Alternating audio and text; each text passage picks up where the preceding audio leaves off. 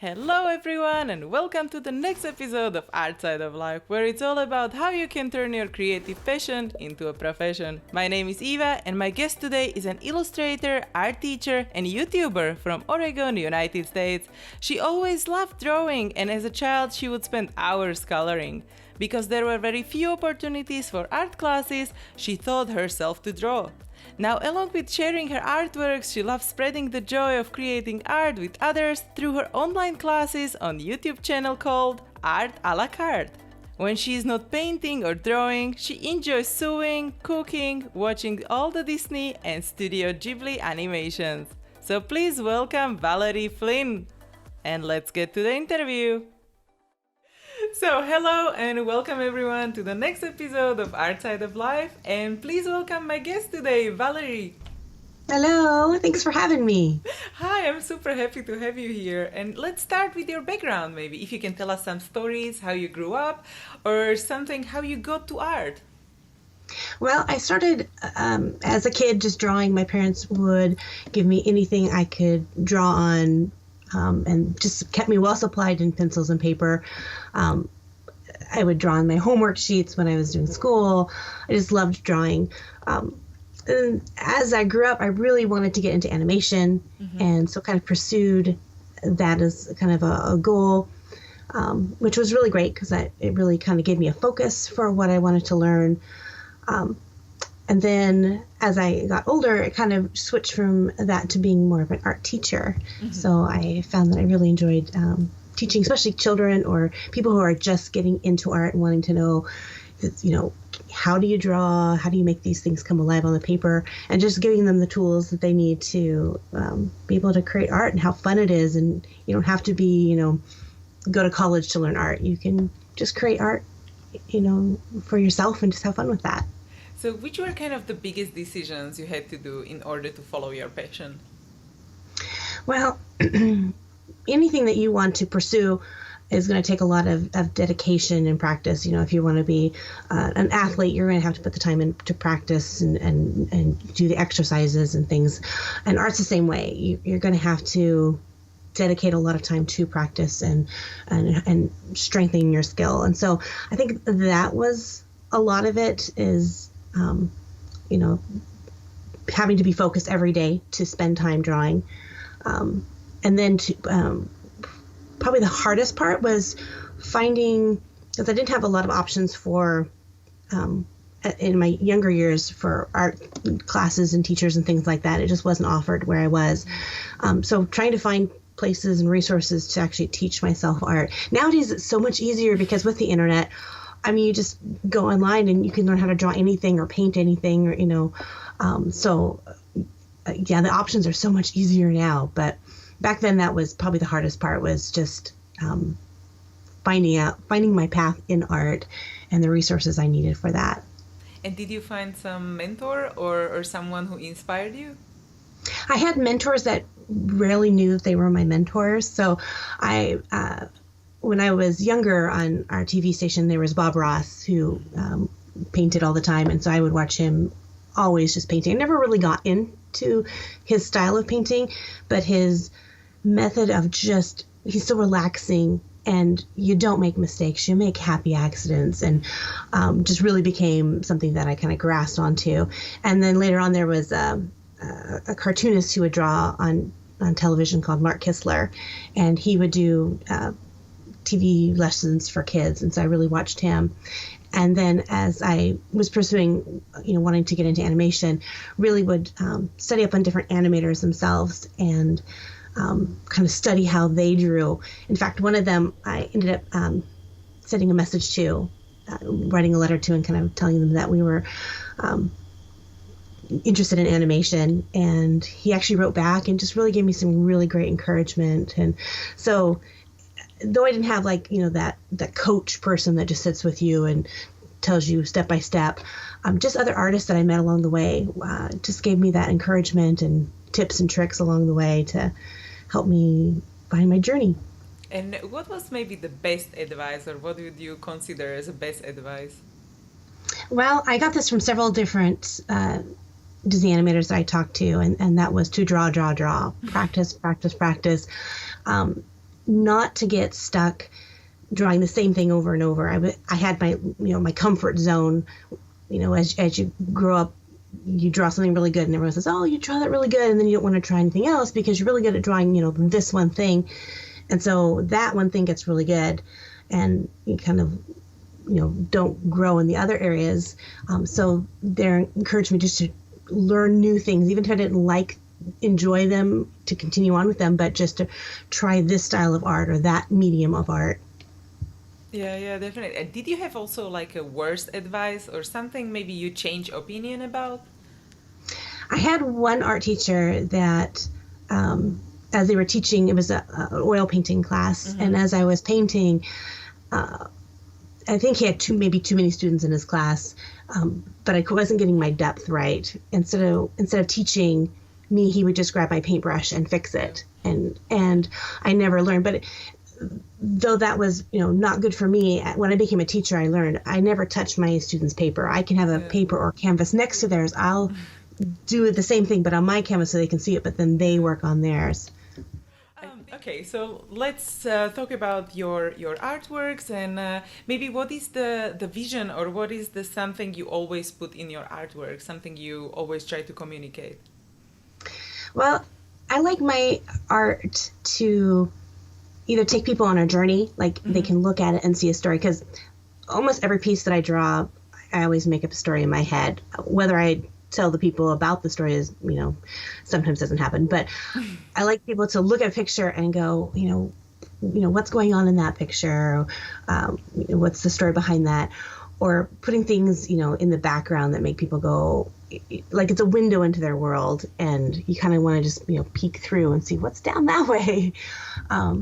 But I also want to just give people, when they see my artwork or watch the videos drawing, that they're excited about art. It brings them to make them want to go and get paper or pencils and start to create. So I want to excite people the way I get excited when I see artwork. It makes me want to go and create. I want to encourage people to be creative as well. Yeah, and when did you decide to do YouTube? When was the decision? Well, that's a funny story. So about 6 years ago, I was teaching art to a children's group, and we would meet once a week. And so my lessons would build off of one another. But every once in a while, some of the students weren't able to attend a class, where they were sick or something or on vacation. They couldn't make it. So I would quickly just record the video and put it up on YouTube so they could go back and watch it. And I began noticing that more people were watching it than my students and my mom. So I was like, someone else is interested in these videos. So I decided that maybe I would make DVDs, art DVDs, to be able to sell for, especially a lot of schools here in America are having budget cuts, so they're not able to have art programs. And I had a lot of teachers saying that they were using my videos in their classrooms. So I thought I could create these, DVDs and put them out there. And so I began creating the videos, but I tested them on YouTube and then realized I don't need to make DVDs. I could just have them here on YouTube, and then much less work. So that's how it kind of got started about. So it was about 4 or 5 years ago that I got kind of really intent about focusing on my YouTube channel as a career for myself. Oh, that's perfect. So then when you mentioned like the DVDs, because of course that's a project which would bring income and then you can live more from your art. So how do you now create your income? Is it mainly YouTube, or do you combine different income streams, or how does it look like for you? Most of it is through YouTube, and then through my YouTube viewers, my art gets more exposure that way. So I'm able to sell more artwork, prints, and originals and things like that. There are also different companies that want me to, want to sponsor my videos. So through those kind of combinations, I've become a starving artist. But then, we always have to have like more income, so we are able to create more art. So it makes more sense. So yeah. And so how do you look for sponsors, or do they always contact you, or what is your kind of self-talk when you are kind of choosing what is the right thing to do for you? as I found really quickly, being a professional artist, there's, this much of art, but then there's this much business and management and all that. And I'm really bad at that part. Like anything that's not artistically creative, I'm so bad at. So I'm always shocked when people contact me to want to, sponsor a video or work with me. I'm like, oh, how'd they find me? So I know that's totally 100% like a God thing that he's like bringing this to me. I do get several companies that want to work with me that have absolutely nothing to do with art. So I've always tried to, pick companies to work with that would benefit people watching the video. So if it's a sponsorship video, that my viewers are going to be interested in this. Like I've had people that want to sell flashlights and they're like, can we sponsor your video? I'm like, flashlights have nothing to do with art. I don't know exactly how I could use your flashlight in art. And then the other one is that it's something that I can actually do well. So there's been other opportunities where I've been offered a position to do a job, and I know I can't do it well. I could try, but it wouldn't be exactly what they want. So those are the two things I look for, is if it matches up with what my goals are, and if it's in my realm of being able to do a good job with it. And can you mention also like the mediums you use for your project? Because like our audience is always interested in what artists use, and like maybe some of your favorite brands as well. Okay. So my favorite art, well, the ones I started off with first were watercolor and color pencils. And I love using, still to this day, I love using them together, kind of mix them up. About 2 years ago, I got introduced into the wonderful world of Copics. And so I began using Copic markers, and the three of those, Copic, watercolor, and color pencils, just work so fun together. So that's my go-to medium. I do a little bit with acrylic paint, and I haven't touched oil painting since that art teacher touched my painting. So I don't know. I'm not a big fan of oil painting. I like to look at it, but oil paintings don't like me. And I do some digital art. So I use Photoshop and Clip Studio Paint as the art software that I use when I do digital art. Mm-hmm. And from watercolors and pencils, do you have like a favorite ones?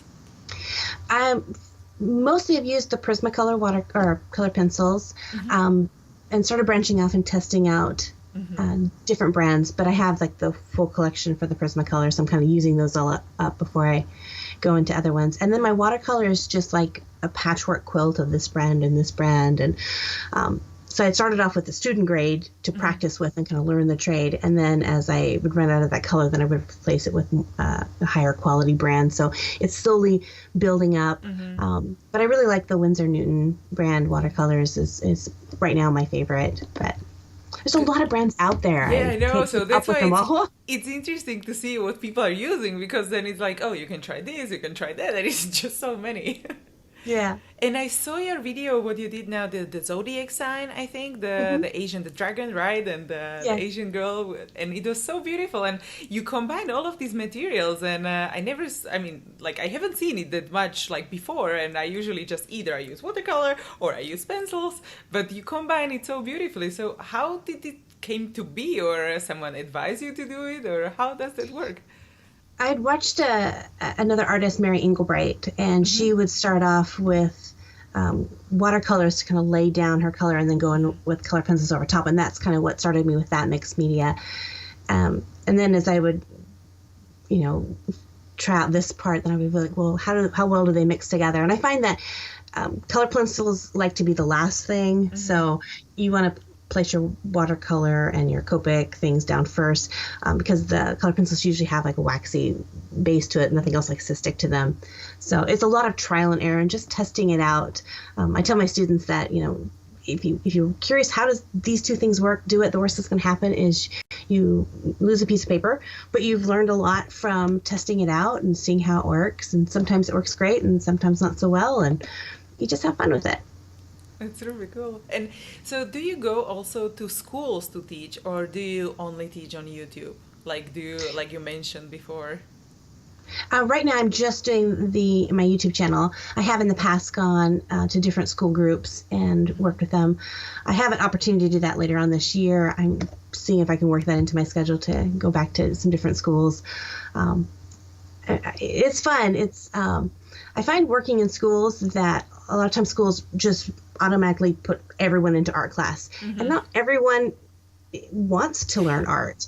Kind of like, when I was in school, I didn't want to do sports. I was not a sportsy person. I wanted to do art.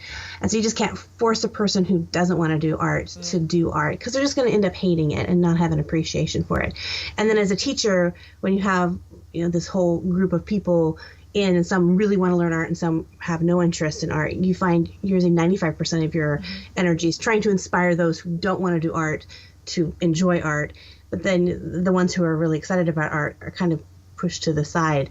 So I tend to like to do either really small groups or one-on-one with people rather than big, large groups. Yeah, and you mentioned also the schedule. So how do you design your day? Or do you do something like every day which contributes to your success, like maybe some planning or meditation or something special for you? Basically, because my main focus is my YouTube channel and I post 3 videos each week, that's my main focus for the beginning of the week, is to get those planned out and scheduled and record them and edit them. And sometimes if I'm doing really good, I can kind of get them all recorded towards the beginning of the week, and then I can kind of focus on the smaller projects that I have. But usually my YouTube channels kind of take up my entire week trying to get those 3 videos up. I would like to say I'm a really organized, scheduled person, and have this planner and just go down my list of things to do. And normally I have a good intent, and then something shiny flies by, and I'm like, ooh, butterfly. But then, do you work like 7 days a week, or do you have like breaks, or what is your motivation kind of in the downtime time? Like what do you do? Well, I find that my favorite hobby, when I'm not working, my favorite thing to do is still to draw and create. So even when I have a down day, then all I want to do is go back to my studio and paint. So I tend to work a little bit every single day. There are some days that I maybe only work for just a couple hours, and then the rest of the day I kind of take off and hang out with friends and family. But it's definitely a full-time job every day, kind of focusing on keeping on top of things, because it can really quickly you can get behind on things and go, there's a video coming up, has to be out in 5 minutes, I don't have anything. So, and how long does it take you to edit the videos? Because like sometimes the shooting is some time, right? And then the editing is, so what is the approximate time you usually spend on videos? It varies depending on the topic and the art piece itself. So like when I did this piece for the YouTube Artist Collective, this one took me 3 days to actually even just create the piece, and then a good couple hours to edit it.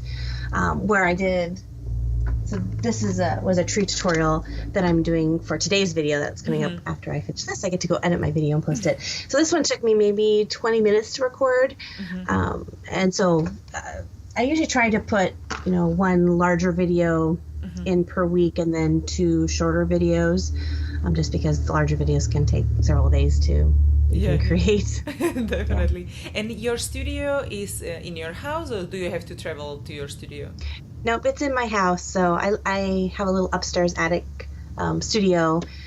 So it has all my little stuff right here. I don't get out much. So you create more.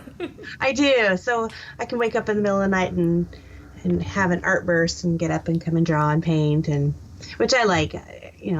There's benefits to having your studio someplace that you can travel to, because then you can really leave that at home. But for me, I don't have, I'm not married, and I don't have children, so I don't have that kind of responsibility to focus on as well. So I can just really right now put a lot of time and effort into my art. Yeah, so you can create your schedule around your art, which is easier. Yeah. And so is there something you wish you knew before you started the whole art career?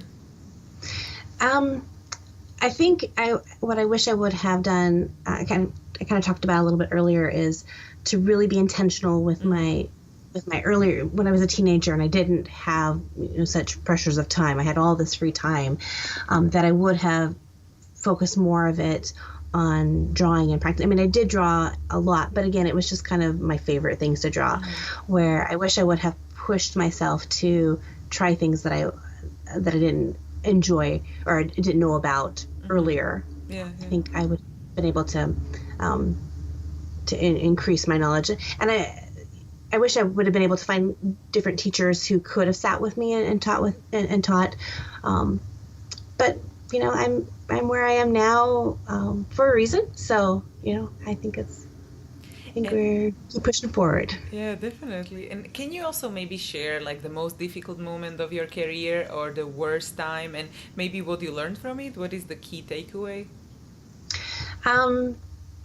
So about maybe 10 years ago, I got approached by a publishing company to illustrate a children's a storybook, and was really super excited about it. So went through and did all the preliminary sketches and kind of mock-up sketches, and put a couple of weeks into the project already and send it into the publishers. And then they contacted me back and said that the pictures were great, but it just wasn't the style that they were looking for. I'm very cartoony and cute and fluffy, and they wanted more realistic art. And so they said they were going to go with a different artist. And it just crushed my little heart. I was not overly professional. I will admit I cried on the phone with the editor. So it was a hard rejection. It was my first, big rejection, and it made me for a while really scared to try that again. But I learned a lot from that. I learned the importance of communicating that I have a style that I create with, and it's before I take any kind of job or project that I communicate with people that this is my style, that an artist isn't just a one type artist that can do everything. That we each have our own style and unique visions for things, and that's perfect. But other people have to realize that too, and being able to communicate that. So learning that was tough, but it was good for me. Yeah, because then you, or also they should know kind of what they want, or kind of what is their vision, and if they choose an artist, they probably should also kind of know like what is the artist style. And exactly, yeah. And can you recommend also maybe some books or some resources where people can like check out, or even movies or documentaries you like? Well, definitely check in. There's a huge art community on YouTube, and it's so fun because most of the artists on YouTube love to talk with people and encourage people, and so I really encourage, if you're wanting to get into art, to find the art style community that you like. So if you're into anime, there's a huge group of anime artists. If you're more into painting, but find that group. If you can find groups locally in your own town or city that get together to do art, just having another artist to bounce things off of, to give positive feedback and constructive criticism is really important. For me, because I like a lot of kind of animation and that look, I would highly recommend just getting books based on that, finding artists that like that. So for me, it was any books from Disney animators or Hayao Miyazaki films, watching those. As I was getting into it, I would watch it in slow motion. And so I would watch frame by frame how the animators would draw the motion and things like that. So, those were the things that really, really helped me out. Oh, super cool. So do you have like a favorite movie you watched? I loved all the classic Disney films, and then anything Miyazaki is amazing. And so what about some documentaries, or maybe something like a favorite quote from the documentary or movie or book, which you maybe would put on the sketchbook? Probably if I had a quote, and I use this in when I'm teaching kids a lot, is a quote from Finding Nemo, but I change it slightly. So instead of Dory saying, just keep swimming, I say, just keep drawing. So just keep working through it. So I often will write that on things that I give people, just keep drawing. So that would probably be the quote that I would go with. That's perfect. And so do you maybe have some tips from YouTube, or how people should network, or how they should they find their groups or something, because you have so many years of experience now with YouTube. So what are your kind of biggest findings? So once you find, some video creators that create art that you love that art and you want to be in part of that kind of group, striking up conversations in the comment section is a really great way to do that. Some people will write in the comments, come check out my channel, and that's all they write. And as a video creator myself, I ignore those ones, but I love people that ask me, questions about my art and, give me feedback, and I can kind of talk back and forth and build kind of a friendship and relationship with them. Also looking for art groups that are doing contests, art contests. Here's a theme, draw and submit your artwork for that. It's a great way to get people to see your artwork and to find other artists who are like you that you can kind of build that friendship with. If you are starting a YouTube channel, doing collaborations with artists and channels that are similar to yours is a great way to get the people that watch them to know your channel, and the people that watch your channel to know their channel. And that was something that took me quite a few years to figure out, that collaborations are a great thing. So it's a little scary to be the first person to ask, but most artists are really excited about doing collaborations. So just jump out there and ask. Do you still do collaborations now with some artists? I do. I don't do as many as I'd like to, but I always enjoy working with other artists and kind of coming up with different challenges and things like that for us to do. It's really fun. So what are some of your upcoming projects which are exciting, or something what you're working on now so you can share? So right now I'm working on different storytelling ideas, where either I have a picture that I'm drawing that tells a story, and then I actually have a story going on with it. There's possibilities I'm still kind of working on actually getting those into physical publication. So whether it's a graphic novel or something like that, I'm kind of still working on that project.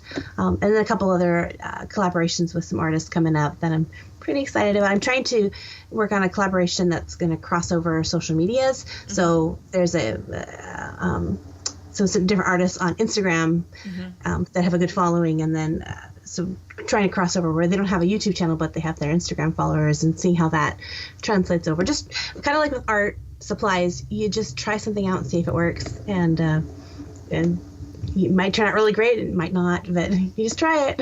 Yeah. And do you maybe have some tool or software you bought which kind of simplifies your life, what you can recommend? Probably right now is my Cintiq tablet that I bought. I had for a long time had to work on just regular bamboo tablet. So then I started saving up and got the one that actually has the monitor in it, and that's probably been my favorite thing that I've bought recently that I use a lot, and I really notice an improving, especially my digital art once I purchased that.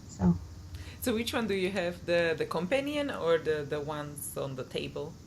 One on the table. I have the 13-inch Cintiq. So yeah, they're really cool. I like them as well. They are. Yeah, they're fun. It changed the whole game. It does. It's really good. And so let's talk about the future. One of my last questions. And what would be your dream scenario? Like, if you imagine yourself 5 to 10 years and you have everything what you want to do, and so what is happening? I would like to, that's always a fun question to think about, and then it's scary because you're like, oh, where am I? I don't even know what's going to happen next week. So I would just like to hope that whatever I am doing, whether it's if I'm continuing with YouTube or I've got some other opportunities, that I'm always pushing myself to improve, to be better than what I am. Not just better at art, but better at being kind to people and helping people. I had so many people who were in the profession that reached out to help me and encouraged me, that I hope that I never lose that I don't get so focused in the projects that I'm working on that I don't think about the people that could use a little boost up. So that's kind of that's what I hope is in 5 years that I'm still improving and pushing forward and finding that new challenge. It's always the fun part. Oh, that's perfect. Yeah. And so when you are talking about the challenges and the projects, we didn't talk about the inspiration as much. And do you also have something which inspires you? Maybe some other people think it's strange, or maybe what is the main source of inspiration for you? I guess inspiration from a lot of different areas. If I kind of find myself in a bit of an artist block or just unmotivated, which doesn't happen a lot, but just getting out of my normal environment, so my studio, which is where I am pretty much all the day, but getting out, going for a walk. I live on the Oregon coast, so it's just, there's always beautiful nature all around me. I'm amazed that I get to live here. People come here to vacation and I live here. But getting out and seeing nature, getting different perspectives on things is great. Probably the strangest place that I get inspiration from is dreams that I have. I have really weird dreams, but they tend to translate well into art. So there are some of our pieces that, they kind of, I got an idea from a dream that I had and put it onto art, and it works. But then how do you do it? Do you do it right when you wake up? So I had a strange dream and then I was like, oh, I have to draw it, or how does it work? I usually keep a little sketchbook right by my bed because that's usually what happens. And so if I wake up, I'll just do a quick sketch on it. Usually my dreams are so vivid that I will remember them pretty clearly in the morning, so I can jump down and sketch them out. So yeah. Yeah, because usually I forget. That's what I'm asking. Like I wake up like, oh my God, this was a strange dream. And then like in the afternoon, I cannot recall what was it. My dreams play out like movies, so they're stuck in my head. So you should do animation with that. I know, right? And my last question would be about like far future, and what would you like to be remembered for in 100 years? I suppose, oh gosh, that's another good question.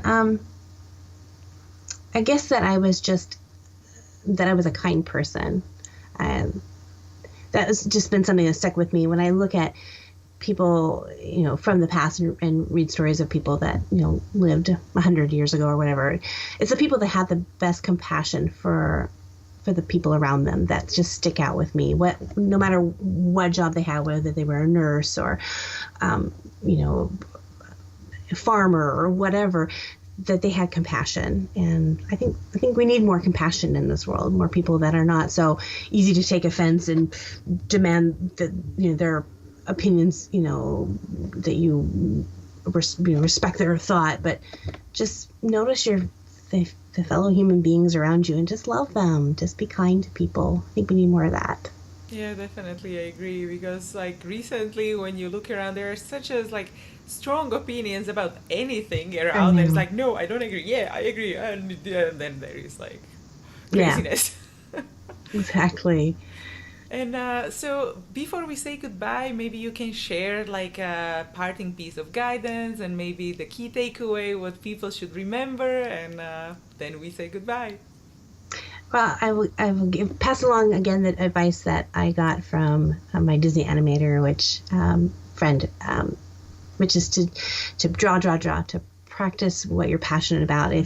If art is something that has value to you, then your time is worth putting into that. And the more you put into something, the better you're going to get. The phrase practice makes perfect isn't true. You'll never be perfect at something. So don't expect perfection from yourself, but look for improvement and pursue that. And don't be afraid to make mistakes. It's okay to make mistakes. You learn more from your mistakes than you do your successes. That was a lot of words of thought. So. But that's perfect. Yeah, I totally agree. And thank you so much for being here and sharing your inspiration. Well, thanks for having me. It was fun talking with you. It was really nice, and hope to do it again at some point, maybe next year when you have new projects or... Okay, yes. That'd be wonderful. That would be super cool. So thank you again, and thanks everyone for joining, and see you next time. Hey guys, if you enjoyed this video, don't forget to give it a thumbs up and let me know in comments. Also, please subscribe to my channel for more videos because I post new interview every single workday. You can also find the resources mentioned in this episode at artsideoflife.com. Just type a guest name in the search bar. There is also a little freebie waiting for you, so go check it out. If you want to listen to the interviews on the go, make sure to check out the podcast episodes at artsideoflife.com/podcast. Thank you so much for watching. I really appreciate you, and don't forget to inspire each other. I will see you guys in the next episode.